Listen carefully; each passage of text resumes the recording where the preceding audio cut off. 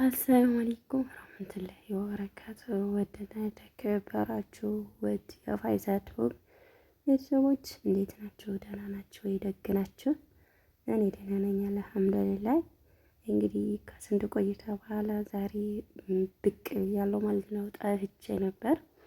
አሁን እናንተ የጠፋን ሰው አትፈልጉም። ሰው ሲኖር ብቻ ሳይሆን ስጠፋም መጠየቅ አለባችሁ። ገና 18 ቀን ቪዲዮ ከሰራው ማለት ነው እና ኢድም ምናምንም ስለነበረ በጣም ቢዚ ሆኜ አልመጣሁም። የቶም መንደር አንዳንዴ እንደዚህ በቃ እንትን እረፍት ሳይገኝ ያው አንዳንድ ቤት ዘወ ብልም ለራሴ ግን ቪዲዮ አልለቀኩም።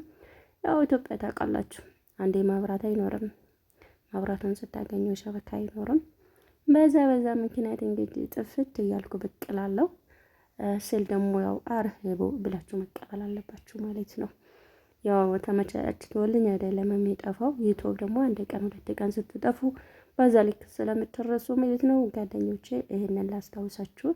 ያው ኢትዮጵያ እንደ ስደት አይደለም። ስደት ሸበካ ካለን እንሰራለን፣ እየተጣደፍን ቢሆን ጊዜው ይኖረናል። ሀገር ስትሆኑ ግን ክፍት ጊዜ ብታገኙ ራሱ ሸበካው በደንብ አድርጎ ካልሰራላችሁ፣ ሸበካው ሲሰራ ደግሞ ማብራቱ ይጠፋል፣ ቻርጅ አልቅባቸዋል። በዛ ብዙ ቢዚ ያደርጋልና በዛ ምክንያት ነው ጥፍት እያልኩ ብቅ ስል። አሁን አንተም እንግዲህ አበረታቱኝ ለማለት ያክል ነው።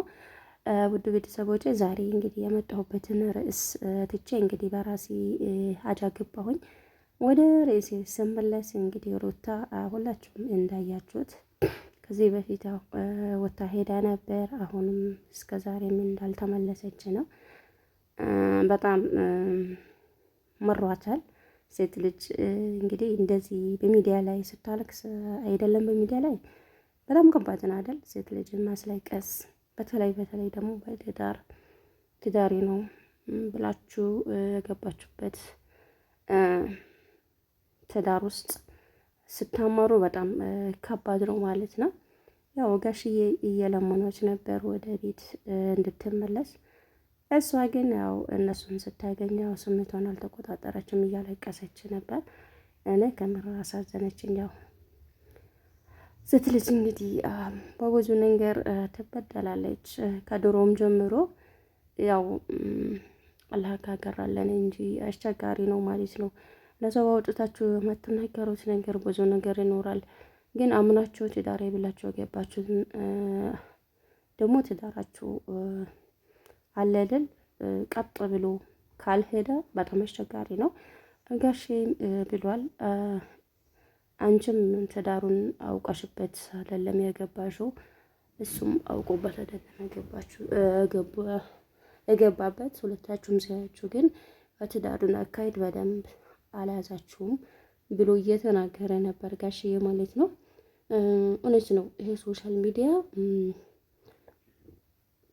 ቆም ብለን ስናስበው ድሮ እናቶቻችን ለባላቸው ደፋ ቀና ብሎ ሌሊት ከቀን እየለፉ ምንም ይፈጠር ምንም ይበደሉ በቃ በደላቸውንም ችግራቸውንም ብሶታቸውንም ዋጥ አድርጎ ነበር ቤታቸውን የሚመሩ የነበሩት ማለት ነው።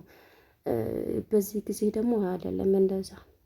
በቃ መብታችን ነው ብለን ከድሮው ባህላችንን ወጣ እያልን ነው። ምክንያቱም መብት ነው፣ መብት ጋራ ነው እየተባለ ማለት ነው።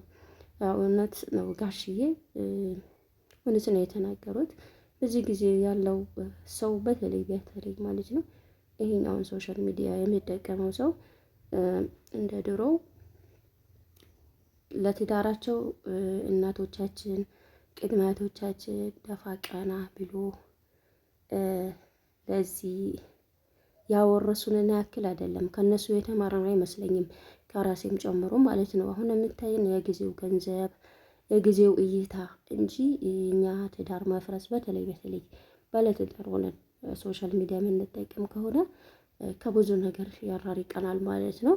ምክንያቱም ትዳር ሌላ ተጨማሪ ነገርን አይፈልግም። ምናልባት ሁለቱ ሰው እንኳን ቢስማሙበት ራሱ በመሃል ላይ ክፍተትና ማስገባት ክፍተት መግባቱ መቼም ቢሆን አይቀርም። ይሄም እንደ ሩታና እንደ አብሮሽ ማለት ነው። አሁን አብሮሽ እኔን ሳትፈቅደኝ ሌላ ሰው ጋር ለምን ሄዳ ነው ያለችው ሩታ ማለት ነው። በዛ ተነሳ ነው መዘዙ ማለት ነው። ምክንያቱም የሶሻል ሚዲያ ብዙ የሚወዱ ሰዎችም አሉ፣ ብዙ የሚጠሉ ሰዎችም አሉ። መጥፎም ጥሩም ሰው ስላለ ከዛውም ከሁሉም ሰው ተጨምረን መስራትን እይታ እንዲኖረን ብቻና ብቻ ነው የምናስበው። ነገር ግን ይሄ አይደለም። ትዳራችን የእኛ ትዳር መፍረስ ምክንያት የሚሆኑ የእኛ ትዳር እንዲበላሽ ቦታውን እንዳይደርስ እንዲፈርስ የሚያደርጉ ሴቶቹም ወንዶቹም አሉ። ለሱ ሌላ ለሷ ሌላ የሚናገሩ ማለት ነው። በተለይ እንኳን የድሮ ኖርማል ጊዜ እንኳን ይሻላል ማለት ነው። ሰው ቆም ብሎ እንዳስብ ቆም ብሎ ራሱን እንዲያዳምጥ ያደርጋል። በዚህ ጊዜ ግን ትዳራችን በጣም ያፈረሰ ያለው ጊዜ የሌላ ሰውን አይተን የኛ ራሳችንን ቤት እናመጣለን። ምክንያቱም ሰው እንደ ቤቱ እንጂ እንደ ጎረቤት አያድርም ማለት ነው። በዚህ ነገር ጋሽዬን ሳላደንቃቸው አላልፍም። እውነት ነው። ከዚህ በፊትም እናውቃለን የማናት ፍርዶስ ከትዳሯ ከናስር ጋር የተለያየችበት ምክንያት ይሄ የትዳርንና ሶሻል ሚዲያን ለይታ ባለማወቋ ከቤት የሚወለ ሶሻል ሚዲያ የሚወራውን የማይወራውንም ነገር ወደ ሶሻል ሚዲያ ይዛ ስለምትወጣ ከናስር ጋር ተፋቷል። የልጅ አባት ሆኖ ማለት ነው። የተንቤን ብትወስዱ በዚህ ምክንያት እንትን ሆናለች። ያ ምንድነው ትዳር ውስጥ ስትገቡ ወላሂ አመናችሁም አላመናችሁም ከስንት አንዱ እንጂ አብሮ ላይሄድ ይችላል። አብዛኛው ትዳር ያፈረሳለሁ በሶሻል ሚዲያ እየፈረሰ ነው። በውጭ ሀገርን ብትሉ ሀገር ገብተን ሶሻል ሚዲያ እንጠቀማለን የሚሉ ሰዎች ከስንት አንዱ ራሳቸው አውቆ ብልጥ ካልሆነ በስተቀር ትዳርን የሚያበላሽ ነው ሶሻል ሚዲያ ማለት ነው።